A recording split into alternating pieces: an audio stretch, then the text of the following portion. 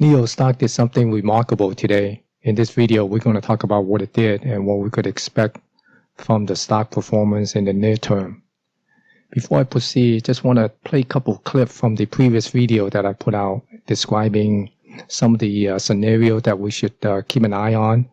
So I want to play a couple of those clips for you just to remind you. And if you haven't watched those videos or you would like to get a refresher and watch it again, I have put the link in the description below and on the upper right hand corner. The first video clip that we're going to take a look at is when I talk about the price action down here, somewhere around this 254, and what sort of scenario that we would like to see. Consolidation area. What we need to see is for NIO to maybe consolidate down here and form some sort of base to demonstrate that this low here is pretty much the low for this particular cycle, and it could make its way back up. And if we take a look at the in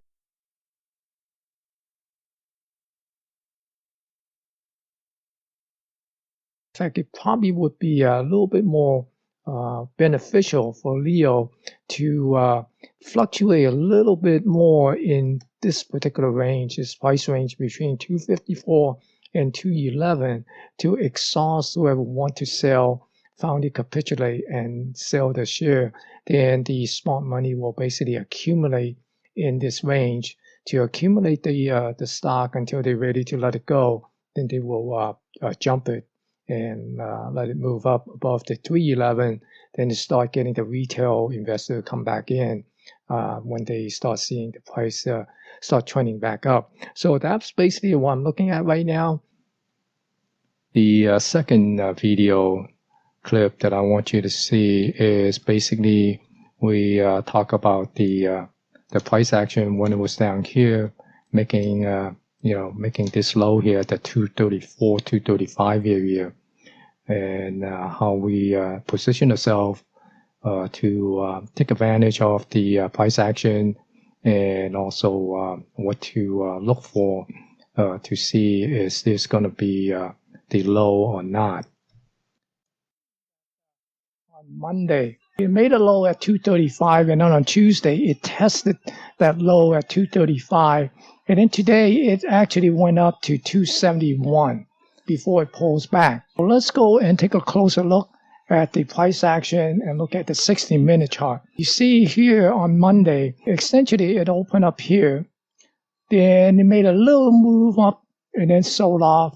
And once it get down here to 235, immediately got bought back up. So in other words, there are a lot of buyers stepping back in, although they weren't able to hold it up at that level until near the end of the session. It got back to close to that level here, where it, closed on the first hour, right, the first 60 minutes. Then the following day, it opened here, and then it sold off. And immediately the buyers stepped back in again at 235. And this time it bought it back up and came up here to, I believe this is 253, before it faded back in and kind of holds steady over here up above this 245. And then today it actually gapped up on an open and then sold off to 245, and the buyers stepped back in. You see the buyers step back in here, and here we got the buyers stepping back in, and then bought it up to 271 before profit taking came in, or the sellers start selling in. Essentially, it's kind of exhausted the buyers right now. And if we take a look at these two candles, if we sum these two candles up, essentially this is what we get. So we got a little bit of a shooting star type of candle, and that's pretty bearish once we see this combination. No surprise to see the price get faded back down. Okay, so tomorrow what we want to see is, would it be able to bounce off here, or would it be able to bounce off here again when it come back down to this 245? We definitely do not want to see it come back down to this 235. If it does, it better has to come back up real quick. Otherwise, then we pretty certain that there might be a lower low coming. So that's basically the price action to keep an eye on. So now that you have seen those two video clips, let's go and take a look at the present price action. As you recall, right, from that clip, we basically was looking for this NIO to sort of base in this area here, to set up a consolidation base before, make a move. And that way it sort of kind of tell us that the anybody that want to sell have sold, and also the smart money is starting to accumulate down here. And then when they finish accumulating the stock, then they're going to pop it and have it run. So you can see that's pretty much played out to what we anticipated. So it came down, right? Draw that basically at the 311 level to the 250 area. And we're basically saying that we'd like to see this thing base and then make a pop, and essentially that's what it did. In addition to that, we want to see a series of higher high, higher low to break this, lower high, and then here's a lower low, lower high, and then a lower low, lower high, and then a lower low. So essentially that's a definition of a downtrend. And in order for it to break that downtrend, we want to see a higher high and a higher low. Right? So essentially what we got is we basically got a high here and higher low, but this high did not get above this 311 high, because we basically have that little dip here. And today it actually moved above the 311, and so it took out this high. So now what we'd like to see is that come down and make a higher low. Then that will basically give us the a little bit of a rising trend, right? So basically get a series of higher high and higher low. If we go and take a look at the 60-minute chart, the hourly chart, you can see that that price action within this consolidation area. So see how it consolidated and based down here between this 270 area to the the 250 area down here. Okay. So it's a nice consolidation base, and then when it moved, like today, you see this big gap up and move up here, and then kind of got a little bit of a profit taking after a big move, but still it was able to close above the 311. So the coming week, if it come back down, that's okay, as long as it doesn't come back all the way down to this low, or even break below this low here, then that would be fine. And as long as we get a higher low, this low, which would be higher than 235, then that will set up a higher high, higher low. Okay, even if it come down and matches this, let's say for example, come up and if it come back down here, that still be okay, because as long as it's above this low, then we basically could look at this as one big high swing and then the low swing. So we basically still getting this, this nice, rising trend here if we get something like this. So that's basically what we are looking at. And then once you get up there, then we'll basically be watching for these, resistance zone at 355 for 11 and 455, because those are basically, remember I talk about that in one of the video about these low volume area here. The price come up here, have a tendency of getting rejected. So if it's coming from the bottom, into it, then if it get rejected, then it basically get pushed back.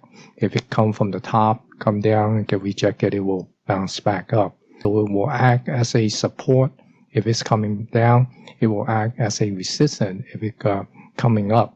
So and if it go to, let's say it could also just go right to, because what this means here is there's lack of interest at those price level. The buyer and seller are just not interested in conducting business at those price level. So either it's going to reject and come back down, or it just go right to and it get to a price level that there is a favorable condition for the buyer and the seller to conduct business, such as these high volume areas. So you can see that there is a big, void here which is the low volume area. Hardly any transaction have taken place here. Hardly any trade volume in this price area. So what that means is when the price came down, it just cut right to it.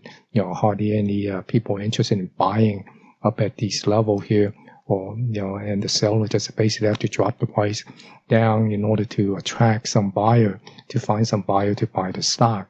Okay, same thing when it's going up. So what we want to see is when it come up to the zone, we want to see is it going to get rejected, or it's just going to go right to and then come back and then get bounced back off. That means when the price come back from the top to the zone, and if it get rejected, that's a good sign. But if it come right back and then come back up, then it get rejected on the downside, then that would not be a good situation. When this thing come back down, we want to see we'll get a some sort of rejection at this area here at the 299 or the $3 level, or even if this thing come up at the 311, when it come back down to the 311 and then get rejected and bounce right back and move, work itself up to this 355. So those basically what this volume profile is, because these are the zone, right? These high volume area, right? Those most likely provide a lot of trading activity there, and then the low volume area we expect that price either go right to it or it's going to come down and bounce on from top to bottom. But if from the bottom to the top, then we're basically looking forward to is it going to push back or going to cut right through. So we're basically in the coming week want to see is the price going to be able to bounce off of the 311. Don't be surprised to see it come back down to this 290 to 290, the $3 to 290 area, and then maybe bounce around here before it come back up. Basically, you're looking for some sort of trend here. Even if it come all the way down to this 271, still be a good price action, before it bounce back up, and then hopefully the next high will overtake this. This is basically, I believe, is like 329 is the high today. So if it get above the 329, then that would be a good sign. Even though after a little bit of a pullback, we want to see a series of higher high, higher low. So that way it tells us that the trend has reversed, be a nice base, passing of the critical point to show us that it might be changing its characteristic from coming down to just sitting down here near the bottom, and now it may be trying to make an attempt to move back up. Have a safe and happy 4th of July. If you find the content in this video to be useful, give it a like. And if you are not a subscriber on my YouTube channel, click on the subscribe and the notification icon so you get notified whenever I upload a video to my YouTube channel.